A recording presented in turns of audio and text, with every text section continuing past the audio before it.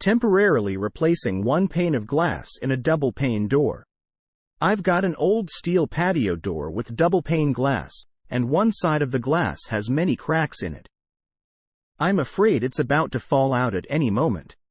We have long-term plans to replace the entire door unit, but we're not there yet, so I'm looking for the cheapest workable solution to having the existing door function as a door. I don't care if the solution leads to fogging between the panes. I'm thinking about replacing the broken piece of glass with plexiglass.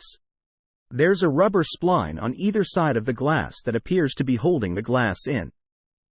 How likely is it that I can remove that spline, remove the broken pane of glass, insert a piece of plexiglass, and reinsert the spline, while the spacer and second pane stays in place? Or is there a better option? Question from user Travis at Stack Exchange. Answer: I would overlay acrylic sheet with permanent double-sided foam tape around the edges of the broken pane.